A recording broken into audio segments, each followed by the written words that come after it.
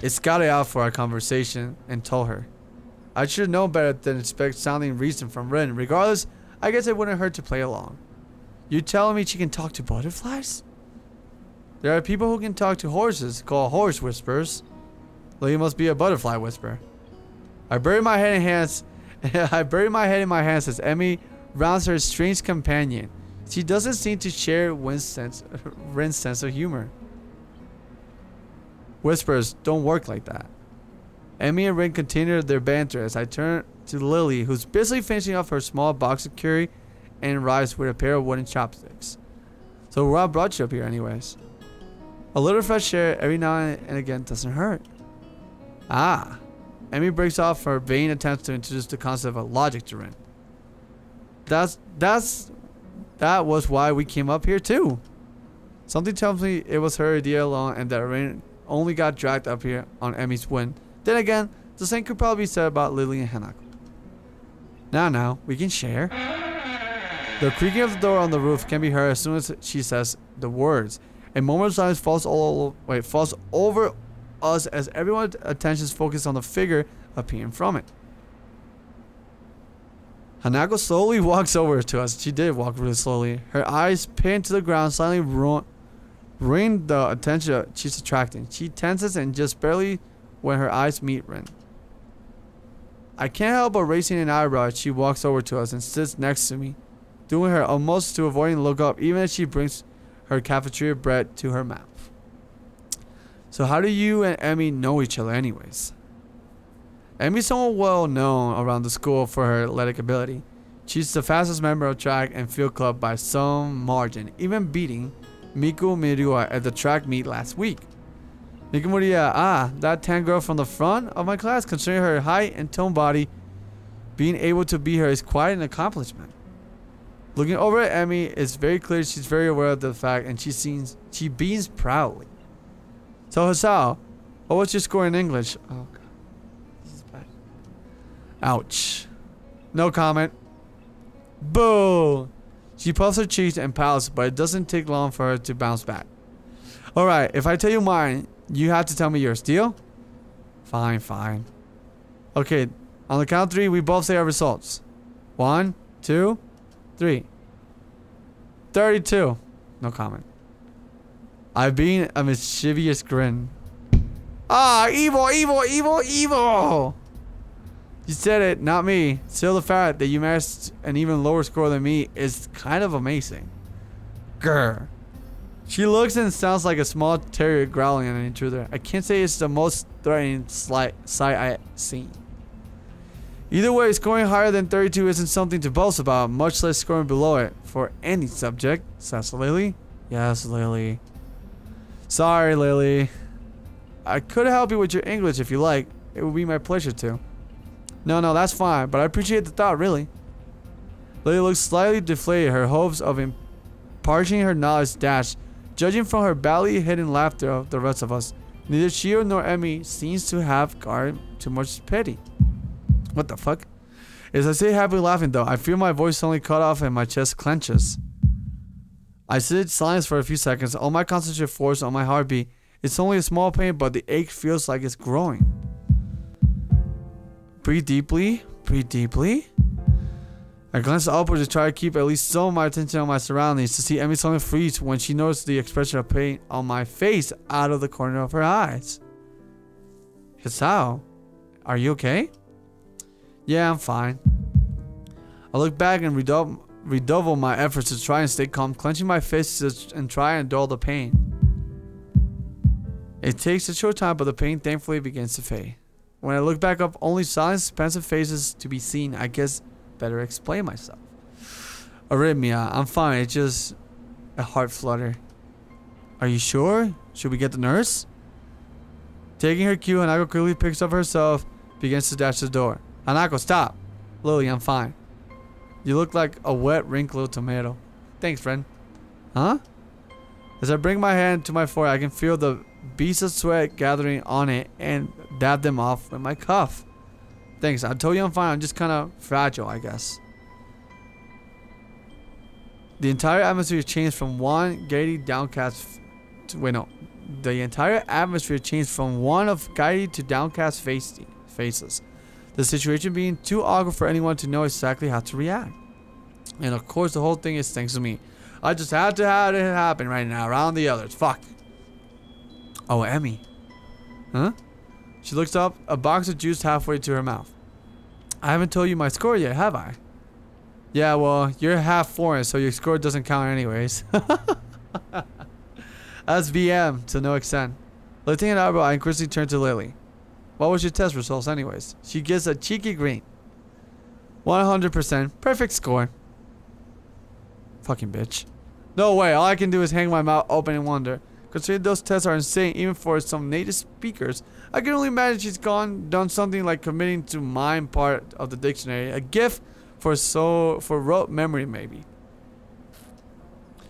That's... See? Only some part foreign you can get a score that good. See? Lily and I grin at Emmy's expense. Her reaction is identical to mine when I first tripped on that little landmine. Lily's foreign essentially does raise a point though. Oh, that's right. You leave tomorrow for Scotland, don't you? That's correct. Emmy heard some rumors about it. Seems word spreading quickly, considering I only told a friend in my class a couple of days ago.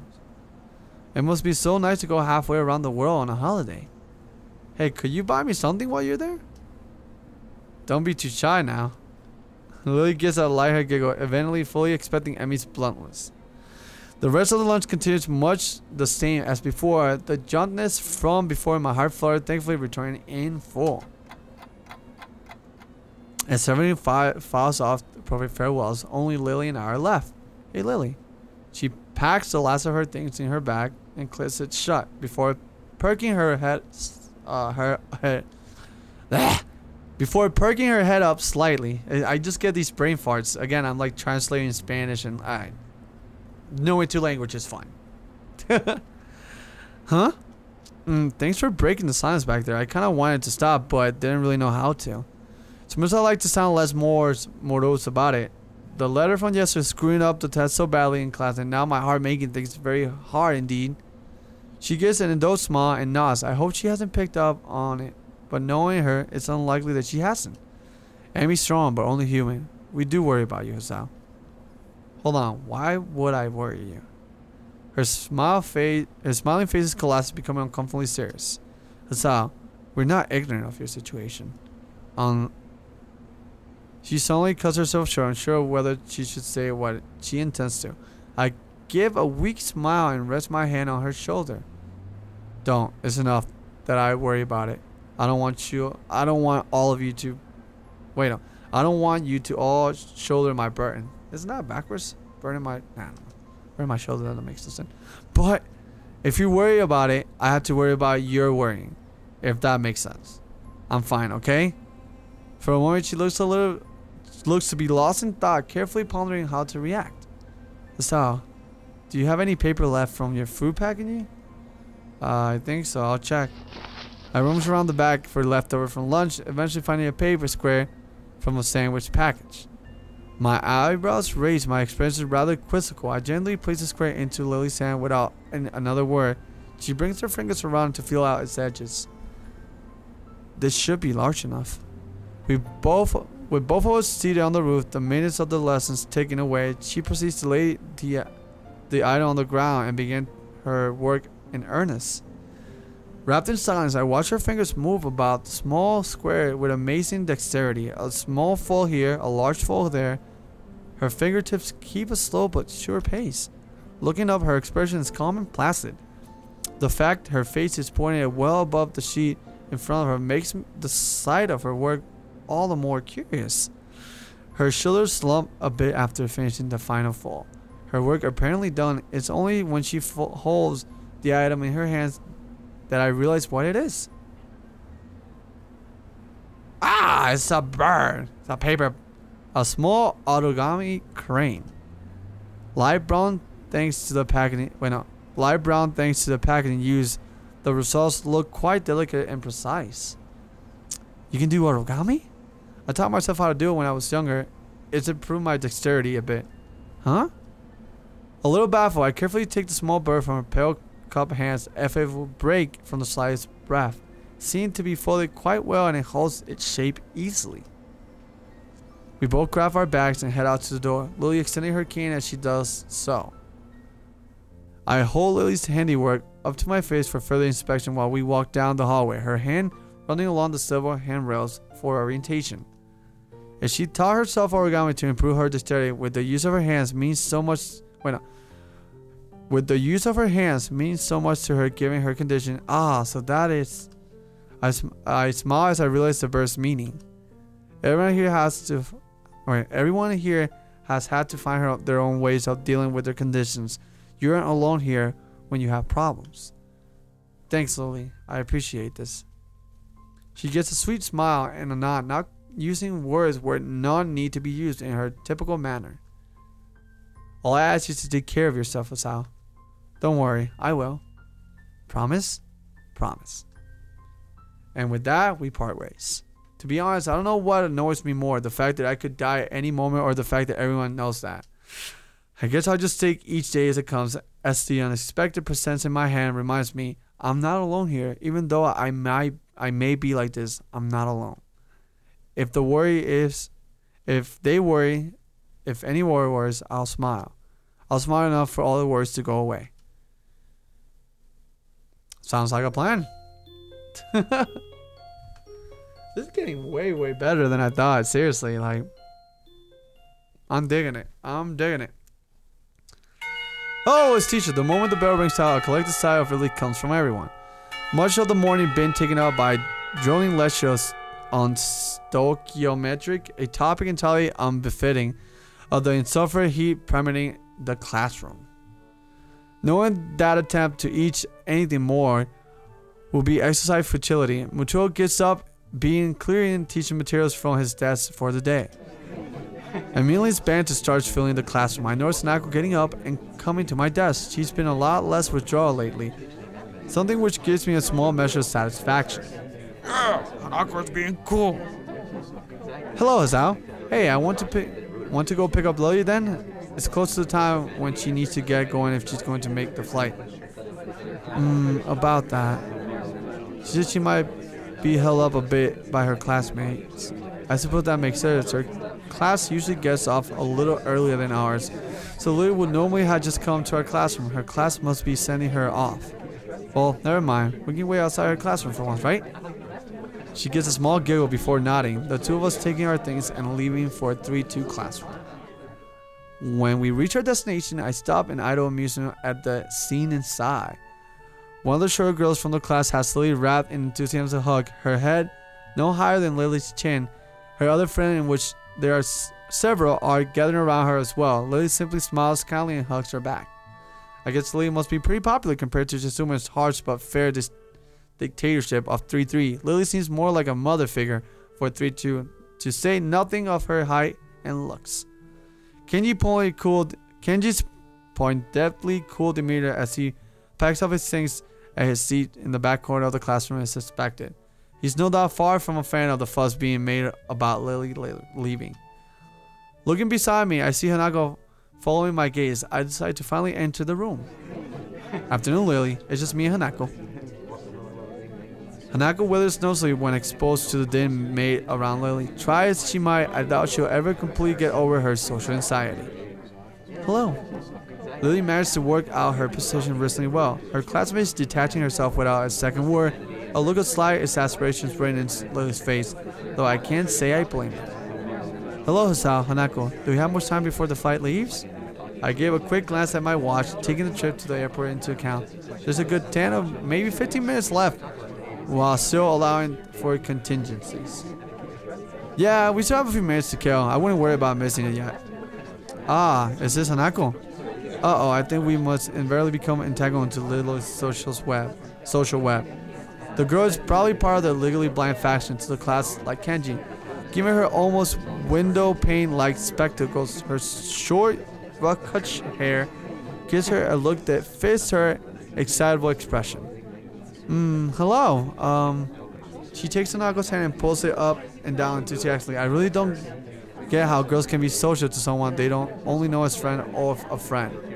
While Hanako exchanges nervous greetings, I look around the room for a short and overdressed next-door neighbor.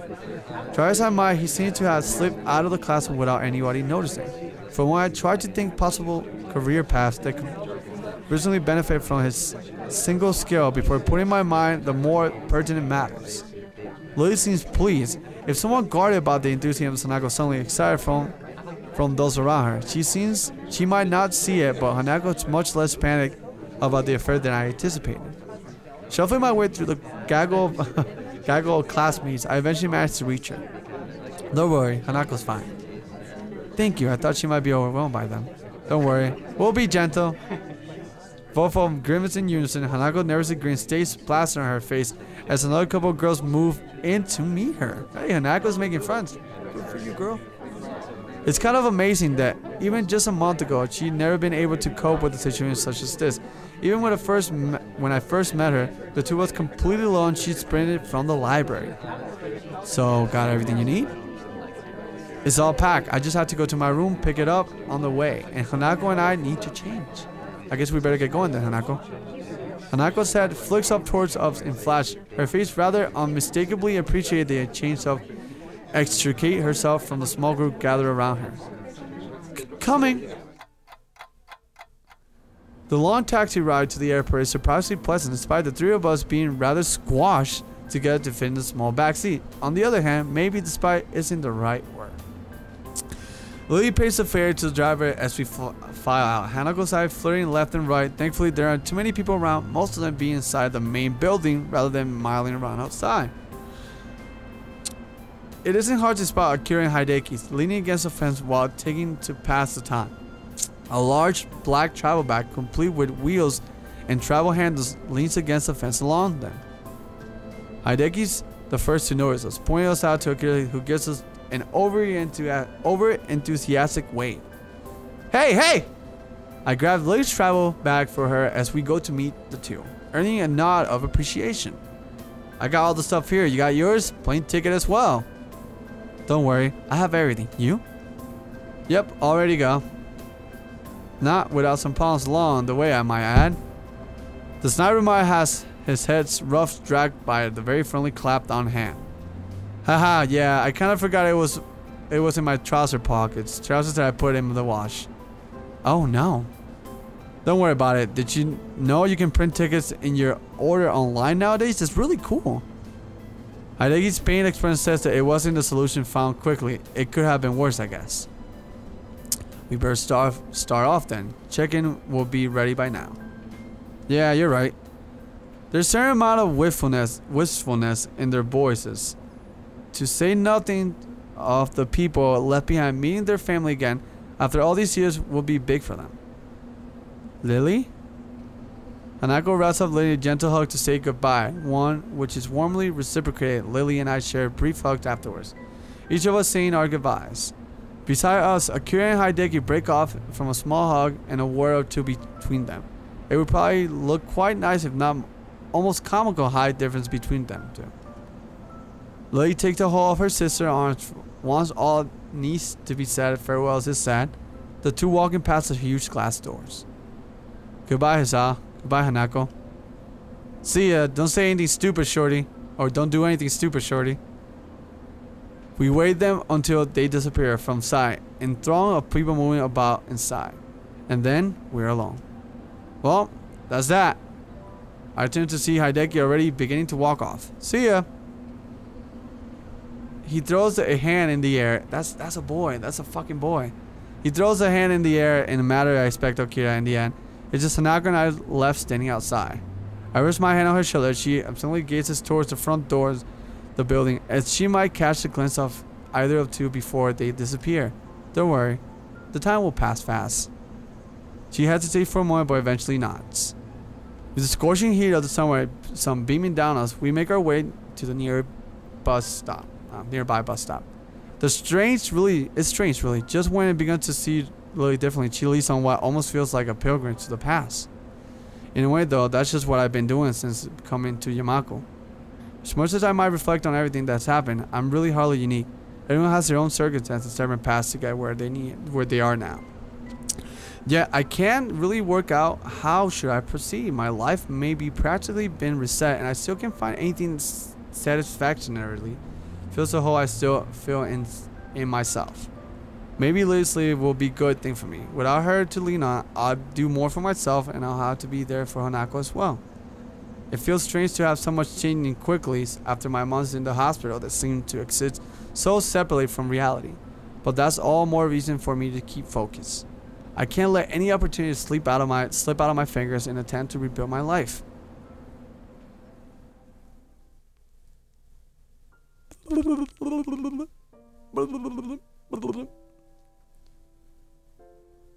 Act 3. Present. Yay, the present! And I could hear Horton crying over there. I rest my chin on my hand as I see, there's some crazy ass words even for me, like absent-mindedly look out the window. Yet another of Muto's lectures surrounding on, and on if it were endless. The summer sky is almost alluring to bright serene splendor, only to odd passing cloud breaks up the deep blue expanse. This feeling of longing is probably the outdoor side of me yearning to escape. Now, Kai, could you answer this?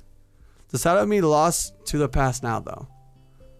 In that case, I'm thinking it will be the and suffix? Correct. Moving on that suffix for. As my attention towards Muto slips once again, I spot Misha giving me an enthusiastic thumbs up and nodding after her settle down. What should we... Good job! You did it! Is that what you did? That's ridiculous. Here comes the stretch. Here you go. 1, 2, 3, stretch. And we're back. It's been a handful of days since Lily left for Scotland. Days which have passed relatively peacefully. Life largely continues due to in contrast to what I expected, while thoughts of her have danced around on the edge of my mind since she left. Present events manages to do them, and at least for the time being. So I find myself idly chatting with Hanako as usual when lunchtime finally rolls by. Are the later ones in the series good as well? Not really. You're probably best off just sticking to the original. His later books didn't live up to it, other than maybe God Emperor. Thanks. I wasn't really sure if... these two fucks. They're really annoying. As Hanako steps to the side, I see Shizumi strut up with her typically business-like manner, flanked by her ever-present bright-haired shadow. Try as I might, I can't read any hint of intent from their faces. Shisumi's poker face and Misha's seemingly boundless cheerfulness are a devilish combination. Morning, Shizumi. Misha? Hi. I accentuate the grin with a nod to Shizumi in order to get the point across. She's promptly and curtly returned her gesture to both of us. It's been a long while since I really talked to either of them. For a while, I thought they might be avoiding me, but I eventually came to the conclusion that Chichan really isn't the type to do so. Morning. Chichan says that Muto wants to see you sometime. Because this statement, my face contours as if just eating spoiled food, giving Misha no end of amusement. Anyone think you were in trouble, Hichan? You may not be aware, but you have the least to worry about anyone in the class. What an expectant vote of confidence. Ever Hanako nods hesitantly to affirm the point. Thanks, I'll keep that in mind. There was something I wanted to ask you, though. And what might that be, Hichan? I have a feeling this won't go over well, but here it goes. If there's any reason why you and Lily don't get along, it seems like a little civility would help you both in your duties. Shizuma's gold stare at Misha happily signs the word stop me in my tracks. In hindsight, I really could have worded that better. Hanako's back. Out of the corner of my eye, I see Hanako move back just a little. Thankfully, Shizuna noticed this and lets her temper dissipate as she forcefully runs her hand through her hair to let off some steam. Perfectly on cue, Misha begins interpreting the second Shumi's arms begin to move. I would say that such matter isn't relevant to you, but since you have to befriended Lily. She pauses to adjust her glasses, eventually attempting to articulate her point in the best possible manner. While I assume that the same of her, I cannot call my own views on that matter unbiased. Suffice to say, we were close before than we are now. Chizumi makes a quick gesture to Misha to stop her interpreting, then has a quick meeting with herself before proceeding. The fact that the two can communicate so easily yet so secretly right in front of us is slightly disconcerting. Hanako seems to share my curiosity at the proceedings, looking on with thinly masked interest. As they finish their opaque conversation, Misha looks slightly deflated. I guess her opinion on the matter wasn't followed. Shisan says you should ask Lily about it. She doesn't want to be the one that gets you involved. As well, I'll just have to ask her after she gets back. At least I got some information out of Shizumi. The two having been close turns that they weren't always at each other's throats. Or at least not quite to this extent. I understand. Thanks anyways. With a nod and a farewell, the two break away and walk out of the door. No doubt headed straight for the student council room. Could have been gone worse, I suppose. Hanako lets out a long breath, leave out of the confrontation resolution. I can't say I blame her. I'll see you later then? Yeah, I'll meet you in the tea room. See ya. With that, she waves and joins a trickle of students leaving the classroom. Nakai, could I speak with you for a moment? Deliver this typical monotone matter. He apparently decided that I need to remind it to see him already. Eventually, I finished packing up things. By the time I reached his desk, the classroom was close to empty. Yes, sir? He looks up, taking measure of my face before giving an awkward, rather obvious, acted chuckle. No need to feel guilty. You're not in any trouble. I just want to ask you something. I asked a few other students so far. That's something, at least for a moment, I thought my maxim of keeping my head down and pen up have failed me. So what did you want to talk about?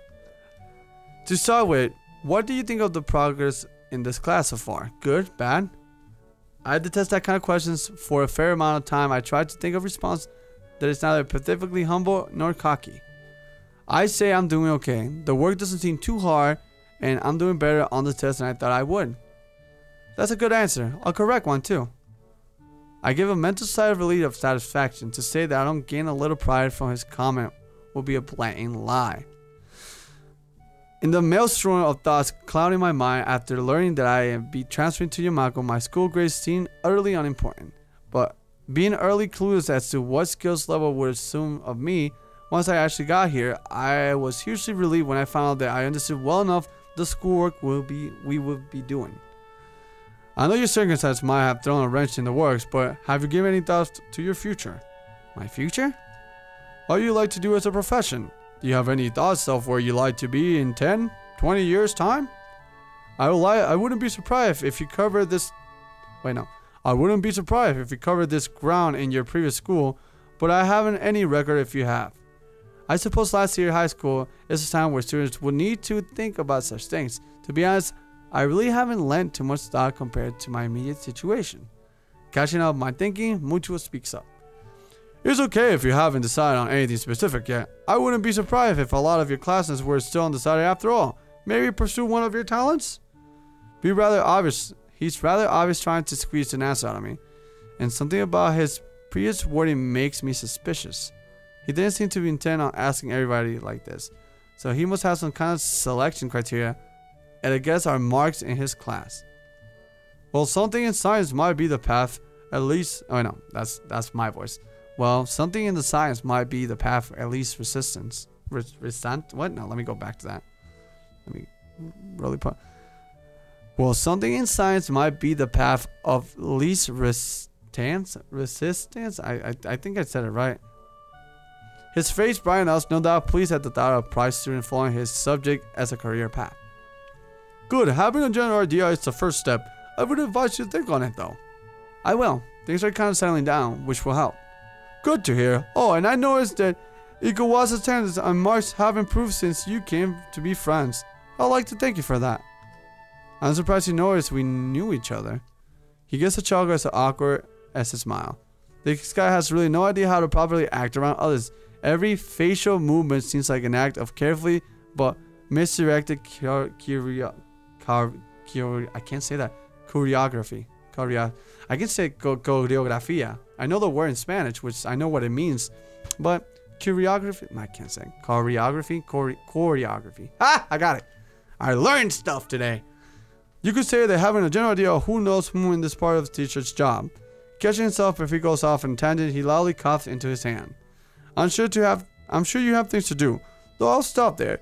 Please do think about where you're headed from here, as you don't have long before you finish high school. I will, thanks. The three talk and then I take my leave. He goes back to fussing with the teaching materials on his desk. This is one of the times I'm envious of the most madly so, to have one future so clear. Hey, thank you so much for watching. If you guys really enjoyed the video, make sure you leave a like. It shows your support. And if you guys want to watch more videos like this, then subscribe so you never miss a video. Woo!